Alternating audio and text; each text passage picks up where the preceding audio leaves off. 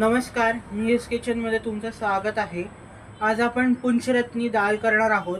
त्यासाठी लागणारं साहित्य: पाव कप तूर डाळ, पाव कप मूग डाळ, पाव कप मसूर डाळ, 2 चमचे उडीद डाळ, 2 चमचे हरभरा डाळ स्वच्छ धुवून अर्धा तास भिजत ठेवली होती, 1 वाटी बारीक चिरलेला कांदा, पाऊण वाटी फेटलेलं दही, हिंग, तिखट, हळद, चवीनुसार मीठ, बडीशेपची पावडर, धनेपूड, अर्धी वाटी बारीक चिरलेला टोमॅटो, 2 चमचे आलं लसूण पेस्ट, 2 हिरव्या मिरच्या पोट फोडून तुकडे करून घेतलेले आहेत, 1 चमचा जिरं, 5 लवंगा, 5 मिरे, 2 हिरवे वेलदोडे, तमालपत्र, 1 इंच दालचिनी व 1 चक्री फूल।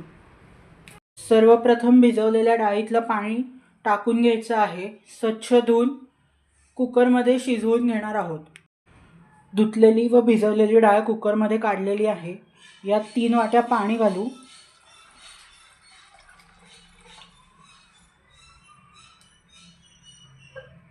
यातच हिंग व अर्धा चमचा हळद घालून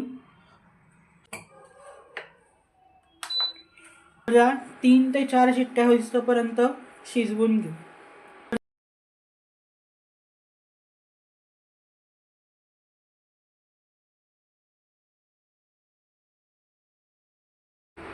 डाळीचा कुकर मुरला आहे।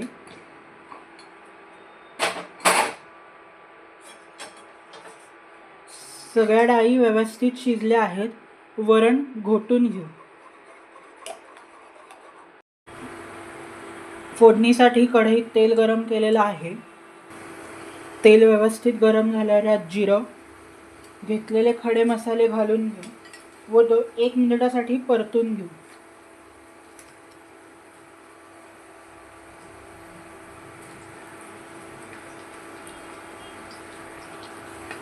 खडे मसाले व्यवस्थित तेलात परतून झालेले आहेत। यात बारीक चिरलेला कांदा घालून गुलाबी रंगावर होईपर्यंत परतून घेऊ।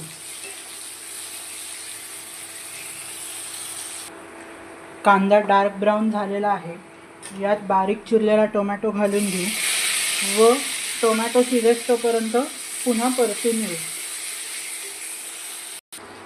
टोमॅटो व्यवस्थित शिजलेला आहे। यात घेतलेली 1 चमचा आलं लसूण पेस्ट घालून ही वास येईपर्यंत परतून घेऊ। आलं लसणीचा कच्चेपणा जाईपर्यंत परतून घेतलेला आहे। यात पाव छोटा चमचा हळद, 1 मोठा चमचा लाल तिखट व हिरव्या मिरच्या घालून हे देखील 1 मिनिटासाठी परतून घेऊ।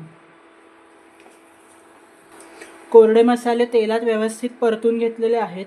गॅस बंद करून यात फेटलेलं दही घालू व कंटिन्युअस ढवळून घेऊ, जेणेकरून दही फाटणार नाही व 2 मिनिटं दह्याचं तेल सुटेपर्यंत परतून घेऊ। परततानाच यात आपल्याला धन्याची पूड, बडीशेपेची पूड देखील घालून घ्यायची आहे।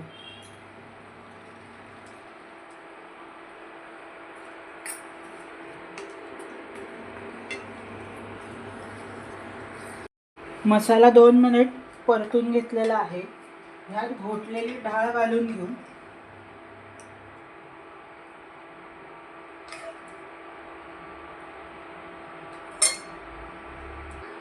व यात गरजेनुसार गरम पाणी घालू।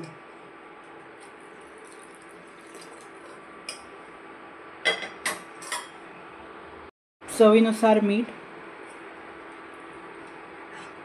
व 2 मिनिटासाठी उकळून घेऊ। ही डाळ हलकी घट्टच असते, त्यामुळे जास्त पातळ करायची नाही। 2 मिनिटं झालेली आहेत। बारीक चिरलेली कोथिंबीर घालून घेऊ व गरमागरम जीरा राईस सोबत सर्व करू। पंचरत्नी दाल तयार आहे।